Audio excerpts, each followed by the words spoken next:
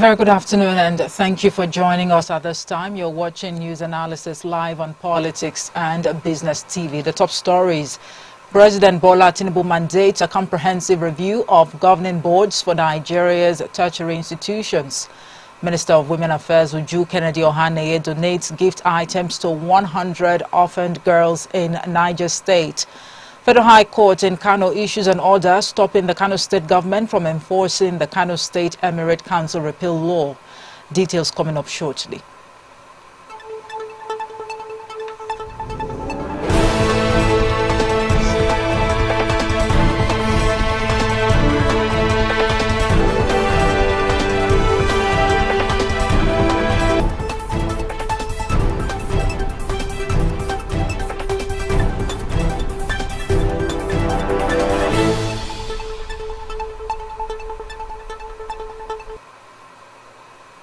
All right, welcome back. I am Omoife Peace Osemere. Let's begin with education matters, where President Bola Tinubu has mandated a comprehensive review of the recently announced governing boards for Nigeria's tertiary institutions.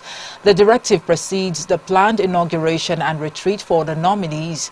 Tinubu, who disclosed these in a statement titled "President Tinubu Directs Comprehensive Review of Governing Boards of Tertiary Institutions" through his Special Advisor on Information and Strategy, Bayo Onanuga, highlighted that the nominations failed to reflect the federal character of the country, with discrepancies such as some states receiving only one implementation, or while others had multiple appointment. I beg your pardon. Reports say Tinubu had previously sanctioned the appointment of 555 individuals to serve as pro-chancellors and chairmen and members of the governing boards for 111 federal universities, polytechnics and colleges of education based on a list compiled by the Ministry of Education. The directive for a review followed significant public backlash, including protest from the Academic Staff Union of Universities and the Academic Staff Union of Polytechnics. Meanwhile, the Kano zone of the Academic Staff Union of Universities ASU has called on the federal government to address all the outstanding issues in the agreement and memoranda signed with the union to ensure industrial harmony in Nigeria.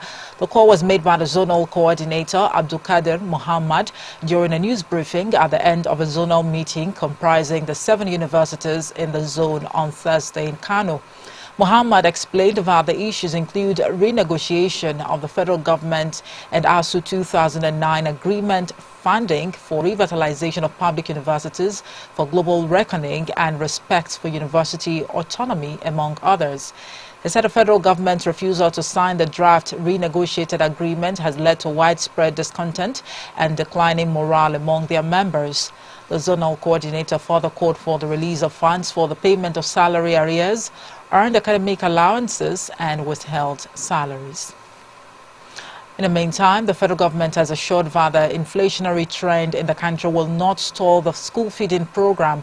This was disclosed by the Senior Special Assistant to the President on Homegrown School Feeding.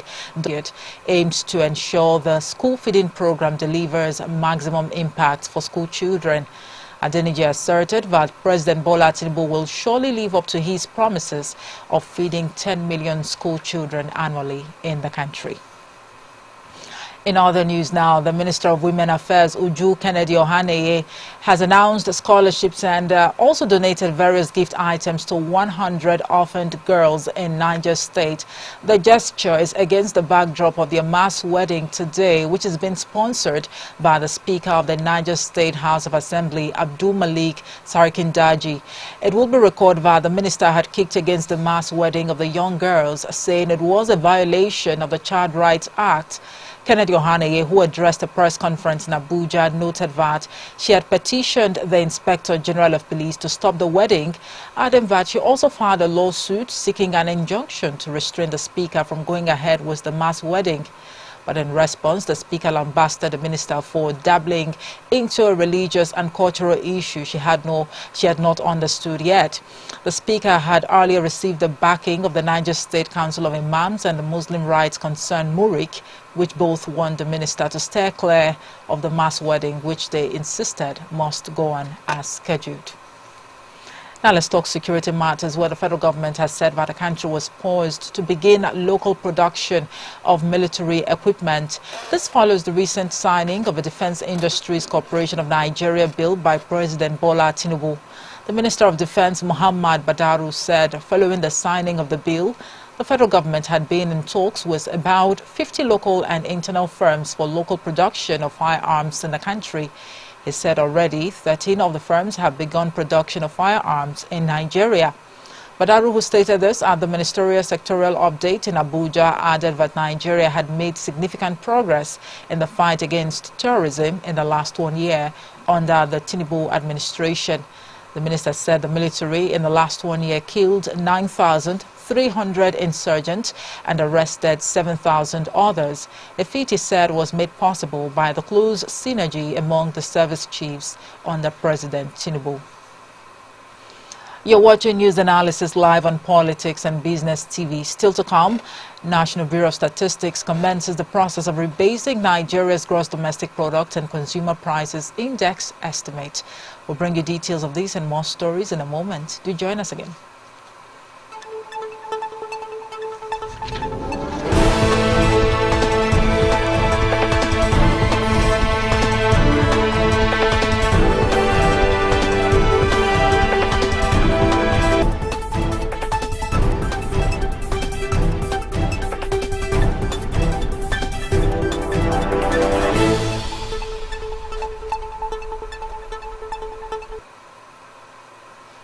Welcome back and thank you for staying tuned. If you are just joining us, this is News Analysis live on Politics and Business TV. Now, the federal government has started moves to establish a unified national blood database. The harmonization of the national blood database is reportedly aimed at improving the efficiency and effectiveness of blood banking services in Nigeria, thereby ensuring a safer and more reliable supply of blood for patients in need.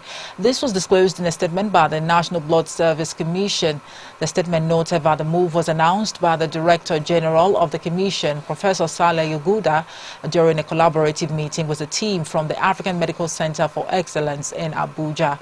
The team from African Medical Center for Excellence, led by Brian Deaver, is seeking to collaborate with the Commission to identify areas for beneficial partnership.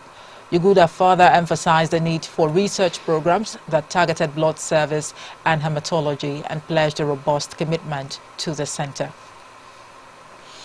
The National Bureau of Statistics, NBS, has begun the process of rebasing Nigeria's gross domestic product and consumer price index estimates. Statistician General of the Federation and NBS Chief Executive, Prince Semiu Adeniran, who stated this, added that the exercise, recommended by the United Nations Statistical Commission to be carried out every 5 years, aimed to reflect updated economic conditions. Reports say the last rebasing exercise was conducted in 2014, making this the second in nearly a decade.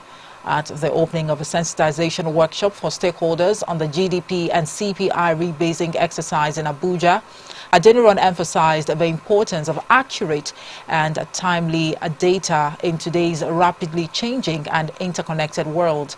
The workshop seeks to engage critical stakeholders, solicit feedback, and ensure that the output meets the needs of all users, providing a more accurate picture of the economy. To other matters now, in what may come off as a grand return, Muhammadu Sanusi II has been reinstated as the 14th Emir of Kano. Governor Abba Yusuf of Kano State reinstated Sanusi II to the throne 4 years after he was deposed as the Emir of Kano.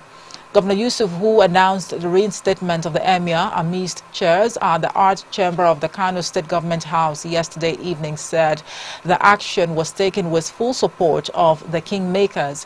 He announced the decision right after signing the Kano State Emirate Council Repeal Bill 2024 into law.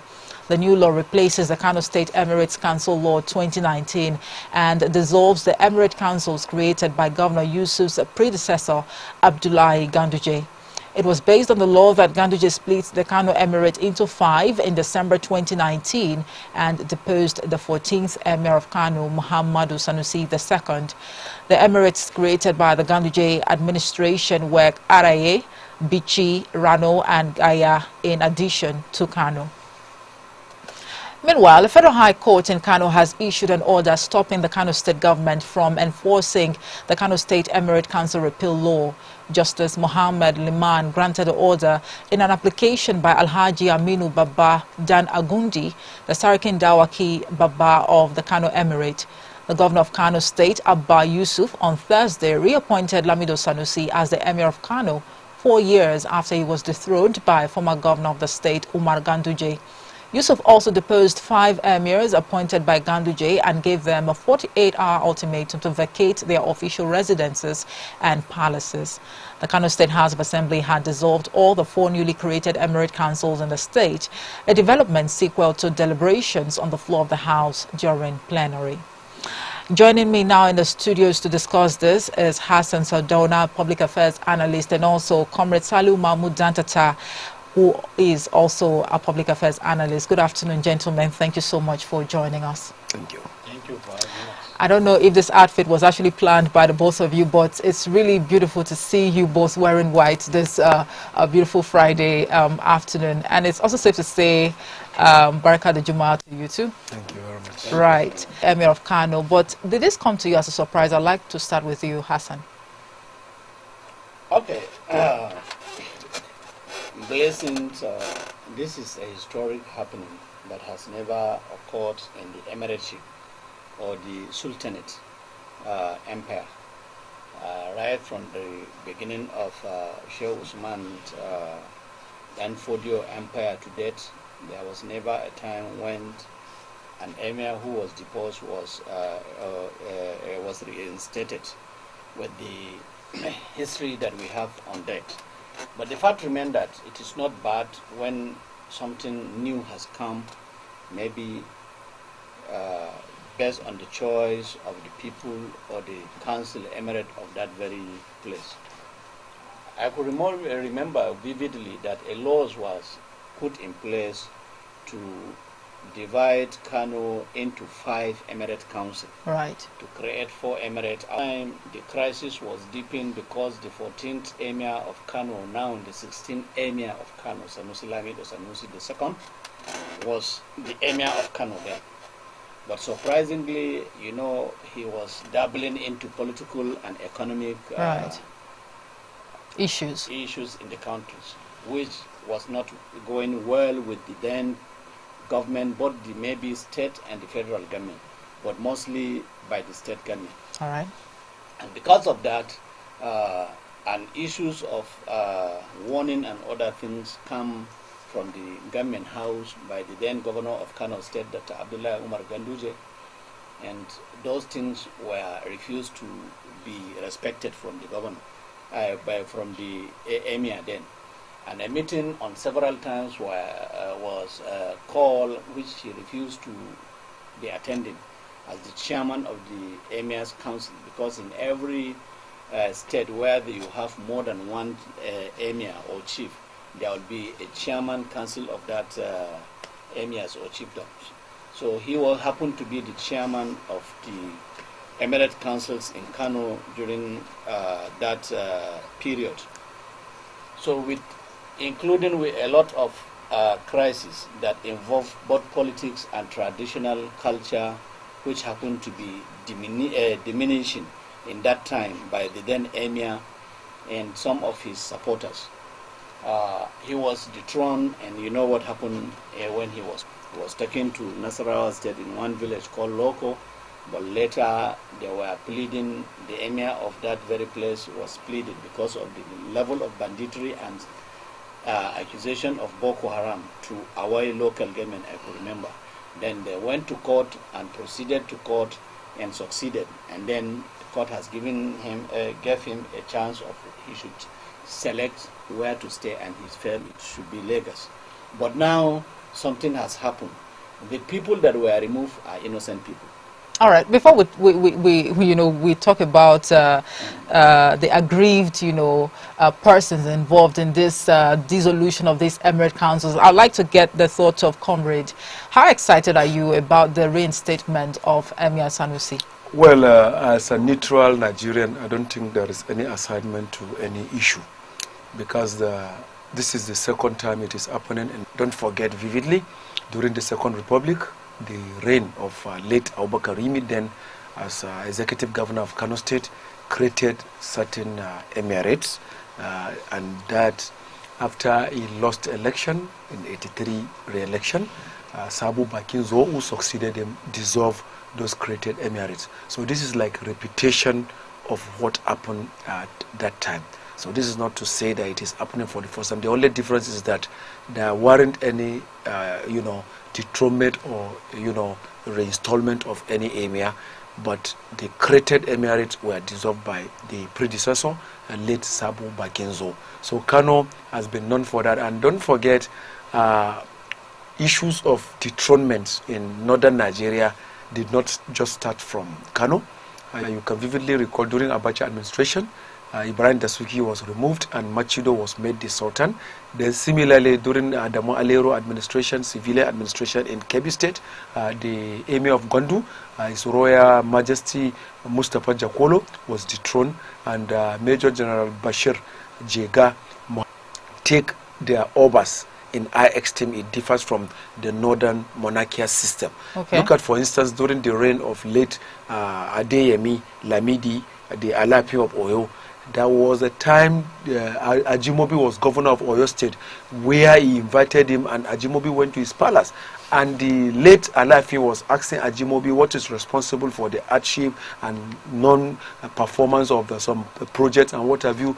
And Ajimobi in it, this is not LD. Then again, all this got wrong right from the traditional institution reform headed by late Ibrahim Dasuki in 1977, where the hierarchy and respect of traditional rulers was placed under local government.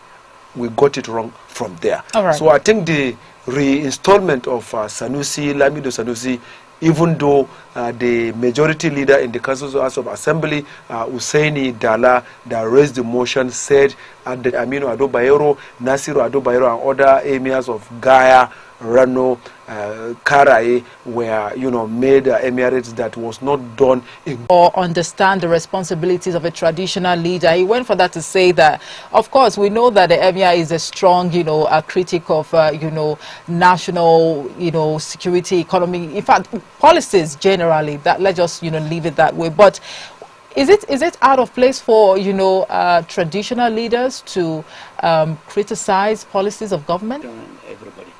You can see from the picture that we are looking at, this is an emir with a regalia that covers his mouth and his nose. Oh, so he's not supposed to talk? No, he's an authority. Okay. In authority, he doesn't talk anyhow. You can't just be like a canary, whether you are very intelligent or not. Among those who happen to be emirs, there are a lot of people that are very intelligent and they can speak their mind more than what you are expecting. But because of the tradition, even in the West, where we are talking about, they respect a lot of people. If I could remember, the last administration was visited by the Olu Ibadan of Oyo. Yes, when the president was saying that, President Muhammadu Buhari was telling him that, yes, you are welcome, sir, of any tradition. When a leader, an emir, will be talking on a television criticizing the government, remember, he have mentioned that the emirs are under a local government, so a chairman can deny him traveling.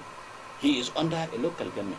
So the only thing that can safeguard them, if there will be an amendment of law, they should be moved to the maybe federal government, whereby a governor cannot just turn by and be destroying them anyhow, because they have a lot of say in their followers, where they are leading or where they are having their right. So if at all they will going to be answerable to the federal government, I am assuring you that we will going to get it very right. But so long they remain under local government, but still being either in the federal government or in the state or local government, you must have to know that these things that we are talking about, culture or tradition, emir that has come as a 14th emir of Fulani dynasty. In Kano State, there are emirs before the Fulani dynasty. The Fulani dynasty started from Gidandabo. So from Gidandabo to date, that is now as being restated as a 16th emir. And there are those who ran over 50 years as an emirs. Among them is the late emir Ado Bayero, who started from 60s until around 2000 plus. So showing that has shown you, will educate you that, yeah, this hole within you, so that you cannot peradventure step your foot onto a place where you are not supposed to. When they were having Kajis in Kaduna State, he was accusing Genduje, his executive governor.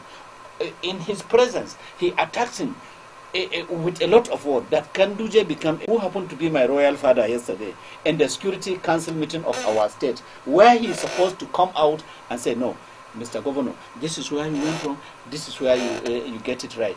And he even said in the public that the governor, the emir has never called him to admonish him personally. If there is anything, that means who said so want a reconciliation. Who said so want it right. But because the emir felt that he is an economist and he is a critic, he has been talking in the platform of federal and international medias and whatever. He has been recognized because it's beyond your thinking. This is somebody who started as an executive director, talking and making a lot of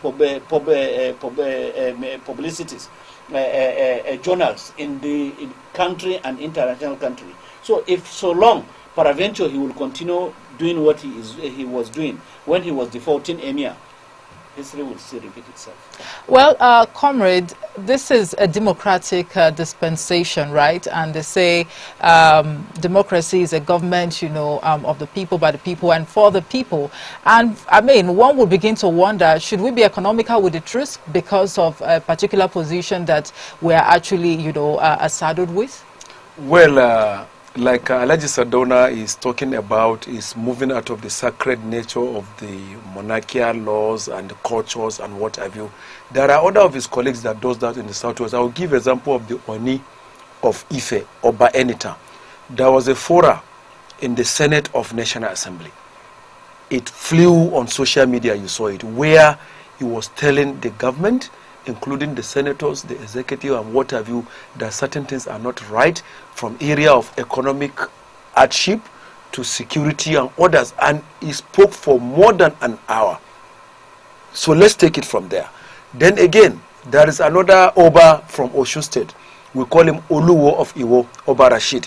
Oba Rashid, in fact, when you are conversant with social media, you always see him saying a lot of things. So I think the digital age is also changing certain things. Then don't also let us forget that in some countries like UK, the, you know, queen and now the king decides what happens at the end of the day as an emissary like prime minister. Where Nigeria to be like a monarchical system, you will see the royal father at intervals talking where he need to talk on economic, social issues and what have you. Then go to countries like Nepal and Spain, where you also have monarchs ruling and also of other things. So I think when we are to go by the way Nigeria is, when you are a leader, whether you are an emir, whether you are an Oba, Obi, or what have you, when sometimes certain things are wrong, you cannot keep it. And our politicians, sometimes they have some excesses where they don't want to be checked. You find out they want everything to be sycophantic. So I think in that area, His Highness Sanusi, Muhammad Sanusi II, as a former banker and somebody who was even at M of Affairs in the Apex Bank, was seeing certain things not being right and making presentation. But like he said also, there are some areas where if there are some issues, sometimes you are not supposed to say it publicly. Maybe you can write. You have your own emissaries, palace secretary and other people, advisors. They can transmit it to the people, knowing what is right, when and how, because you know. Let me give you an example of what Nigerians might not know that led to the dethronement of Ibrahim Tasuki by General Sani Abacha, even though it was the state administrator then, Colonel Yakubu Mazu, that did it then. The issue was when Babangida was military president, there was a function that he delegated late General Sani Abacha then as Minister of Defense to represent him. In order of precedence, if you are representative of the president, you are like the president, they ought not to commence that program until your arrival. Right. Then late General Sani Abacha made telephone conversation to Ibrahim Dasuki, knowing that as Sultan he was going to be there, that please, I'm going to be a little bit late. Unfortunately, they commenced the program, and Abacha arrived. He couldn't even enter the program. He just had to turn back. He kept that in his mind until destiny beckoned on him, became head of state, and had to use that. So Nigerians might not know, but we that were insiders knew that. So the issue I'm saying goes down to what Alhaji Sardauna is saying. Where Ibrahim Dasuki to have accorded me that respect, that wouldn't have happened. Okay. There are more issues to it, but this is one of the things that I can say openly. Let's digress a little bit. Let's shift focus to Sokoto State, where we have the Sultan Alhaji Saad Abubakar, the third. He's been very vocal, in terms of national burning issues. Would you also say that it is out of place for him to comment on these issues? Okay, thank you very much. The Sultan of Sokoto, who happened to be the President General of when someone is a Muslim, he used to talk, but he is more, what do we call it, more democratic in discussion than what others or he, the Emir of Kano, was then saying. Because what am I trying to say? When you talk and be speaking with, what do we call it, agility, feeling that you are better than others, you are the icon of knowledge, a beacon of knowledge, and authorities, people will be hating you. He has mentioned it now, that when you go to Nepal, other countries, Saudi, they are monarchs, but they are doing it very well, whereby even those who taught us how to be democratic, practice democracy, that is places like UK, King Charles, is ahead of everybody. He can remove the Prime Minister today. If you don't know, you must know this. But the fact remains that you cannot compare people who have been in democracy over 400 years and compare them with somebody that is just heading to 25 years in democracy. And after all, he is being colonized with those very people. This education that we gained independence. Yes, we get independent, but the education that you are discussing about today, that is speaking English. You can speak better English than a Britannic. They don't mind. They felt that there are other things that are better than that English that you are speaking. The adult education given to you as an African was instituted in a place called, what do we call it? Nottingham Forest. All right, Nottingham Forest is inside a brothel house. So that is the type of education given to you for buying and selling of who? Slaves. Nothing more. So whatever you are now doing as an acute, skilled and intelligent woman, it's because you naturally have that qualities of being a human being that will go to fight and drive for a reality in the future. Now, let's talk about the aggrieved parties. Time is not our friend. How best do you think the aggrieved parties involved in the dissolution, how best do you think they can be appeased? A court process has been instituted, Federal High Court by Justice Umaru. Where I'm not optimistic that they are going to respect that court order. I'm not, because it is subject to appeal, or they can go to appeal court and vacate the order of that Federal High Court. So this is now where the legal luminaries between the bar and the bench need to come together. But my advice to Kano State people, especially the masses, none of this, whether the people from Kofa Mata, Hotoro, Maiduguri Road, Naibawa, Dakatsale, Yakasai, Bata, Kabuga, Region Zaki, and other environs, please maintain restraint. The fight is between the bourgeois. Aminu Ado Bayero, as Emir, is a billionaire.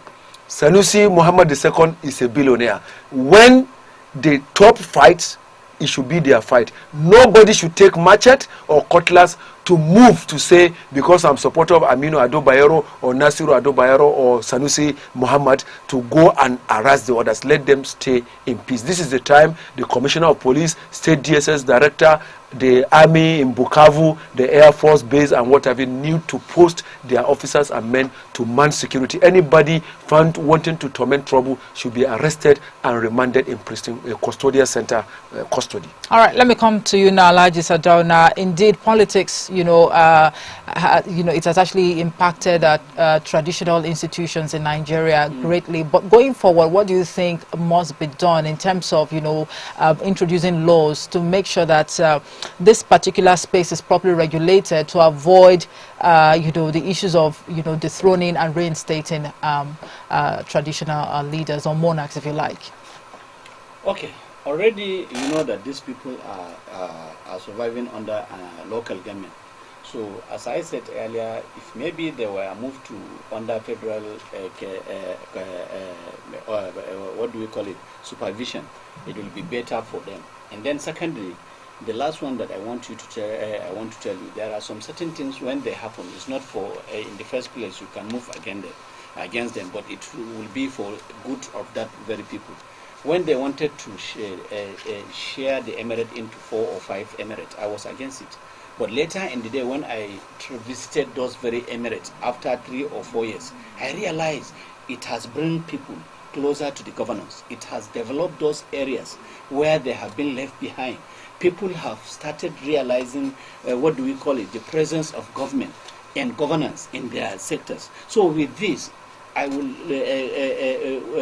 borrow the word of my brother here to ask my people from Kano State, which is my state of origin, that people must understand that because of one person, nobody should make a mistake and die. This is because we need more of development in Kano. But reality is that when you move or you travel for 500 kilometers, with what happened yesterday, you have been brought back to square one. You have not traveled to a single